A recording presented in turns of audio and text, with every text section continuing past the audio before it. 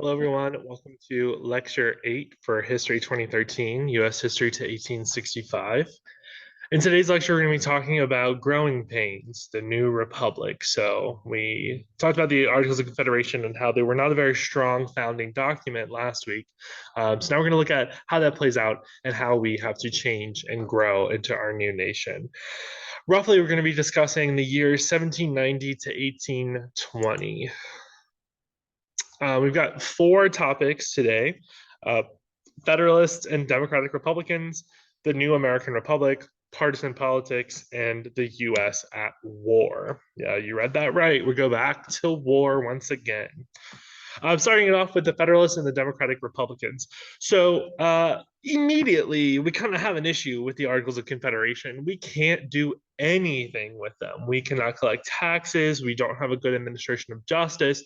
There's just nothing going for it, right? So we stick with it for a few years, and then finally, everybody's convinced enough to say, hey, okay, maybe we need to revisit it. Maybe we need to look at this again and see if there's something that we can change or improve with it.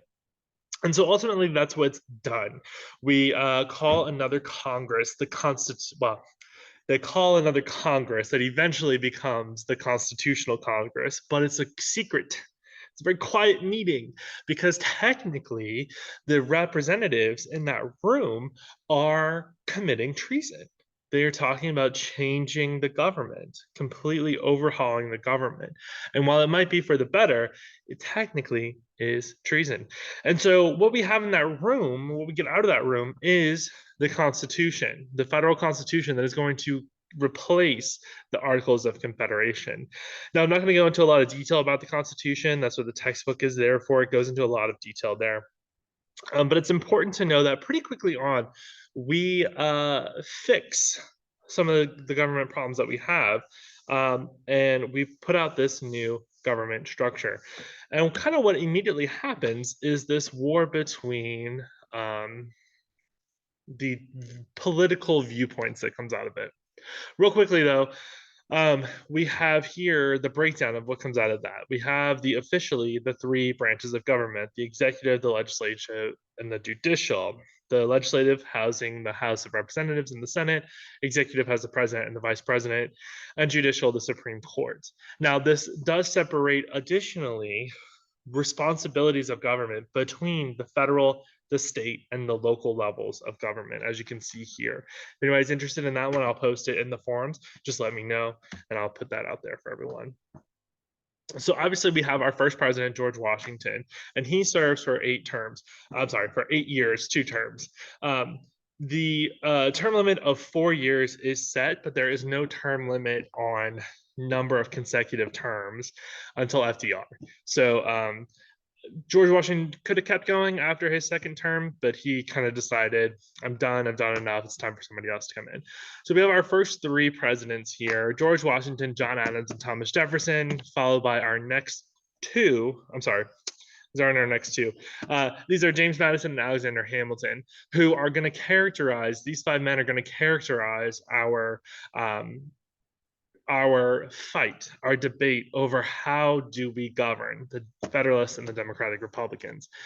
And it's this big problem over how much power the federal government should have, is really what it comes down to. It's going to be a constant fight over the first early years of the country because we're figuring things out. We're seeing what works, what doesn't work. And it's going to cause a lot of feuds and a lot of public feuds and fights between the men that we just looked at, as well as some other men that aren't on those slides.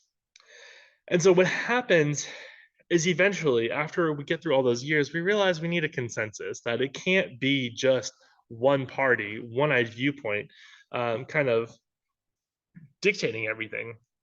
And one of the first things we get are the Bill of Rights with the adoption of the Constitution. Now, this is before George Washington, but it's additional, almost immediate. This comes out of a fight between the Federalists and the Democratic Republicans, and it's the first 10 amendments to the Constitution that outline all of the rights that you have as a United States citizen. Obviously, we've gone beyond 10 at this point in 2023, but the idea behind it is that The Constitution has to protect the individual liberties and rights of a person, of the citizen, or else we're just as bad as England was with the monarchy.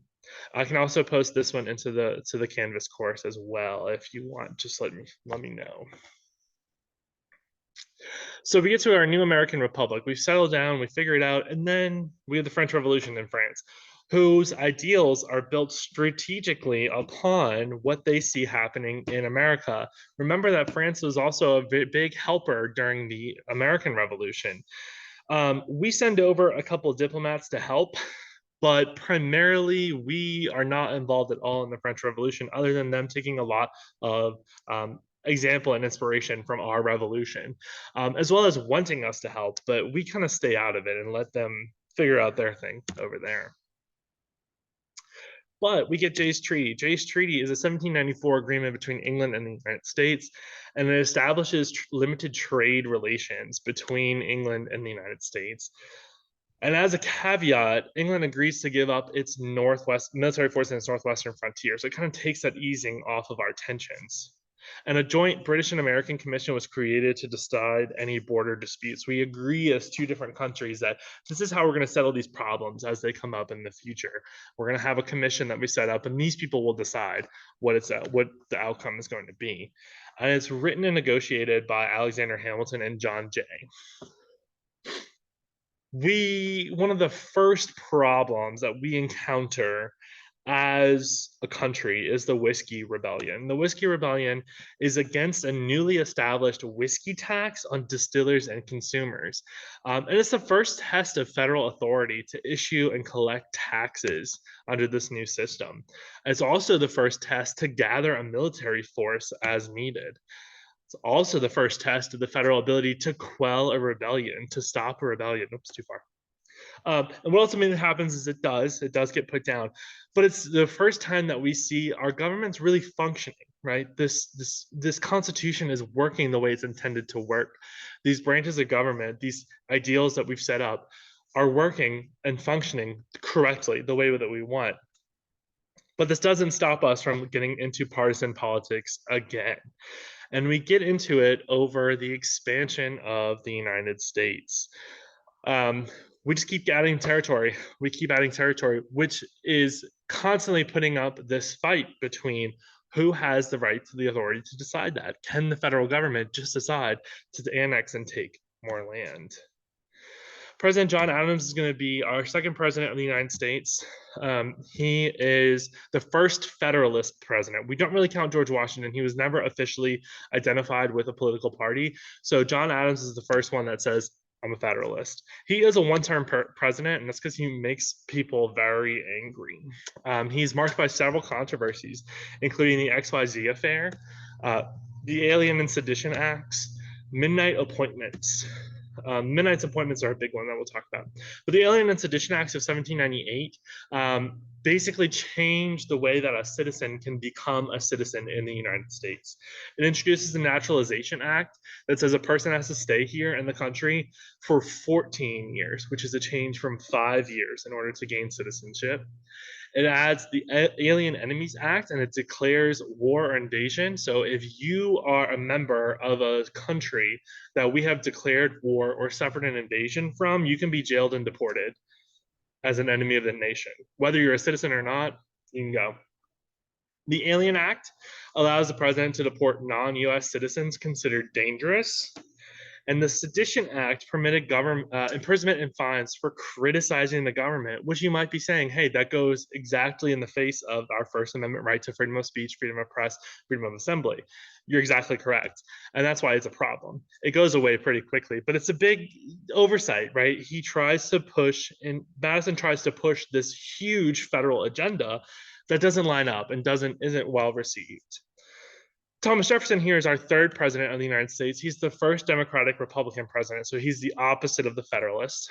He is a two-term president, and he deals with several foreign affairs issues, including piracy on the Barbary Coast, which is in Africa, British impressment of American sailors, so that's the British Navy forcing American soldiers to become part of the British Navy, the Embargo Act of 1807, and the Louisiana Purchase. That's a huge controversial thing. So Louisiana Purchase is an 1803 secret agreement between Thomas Jefferson and Napoleon Bonaparte. It includes 530 million acres of land, and it's $15 million or $18 per square mile of land. And it's going to double the size of the United States overnight, right? Ignore everything here. This isn't part of the United States. At the time that this treaty happens, this is the United States in yellow. And then we add all of this territory in white. It's completely changing the way. And this is also something that, as a Democratic Republican, Thomas Jefferson should not be in favor of this because it's a very, very huge exercise of federal authority, but he does it anyway. And this is the size of our country prior to that purchase and then after that purchase, right? This is also the landscape of the North America where you can see Spain is still a player, major player around here as well. And then we go back to war. We have the War of 1812, often called the Second Revolutionary War because it's another fight between Britain and America. In much of the same places. This is when Britain burns down the White House. It is the first time that the US Capitol is attacked. And this also includes a big name stage for Andrew Jackson at the Battle of New Orleans. He makes a huge name for himself. He also defends New Orleans and keeps New Orleans and Louisiana, the Mississippi River, in American hands and doesn't let the British take it over. Which is a huge thing. The Mississippi River is the key to the United States. If even into the modern day, if anything happens on or to the Mississippi River militarily, it is a huge problem for the United States. Every major waterway feeds into the Mississippi River. And so if you get into the Mississippi River, you could logically get into anywhere in the interior of the United States. So Andrew Jackson stops that, saves New Orleans, becomes a huge hero in New Orleans, and sets himself up for a presidential bid later on in a few years. The War of 1812 is a huge war, much like the French and Indian War. It's not talked about a whole lot, but it's a huge thing. It's the first time that America, as a new nation, is put on the spotlight on an international stage against a major player, right? And it really shows how far we come as a nation in such a short amount of time after becoming a nation. And so it's hugely important for our way of presenting ourselves on the international stage, and as well as showing off to England, who we broke away from, and saying, you can't bully us, right? We'll stand up to it. We'll take into effect. So that'll be the end of lecture 8 here for us, our growing pains. I will post those two infographic slides into this week's discussion forum. If you have any other questions or want to see anything else from this, as always, post something in the question forum or send me an email.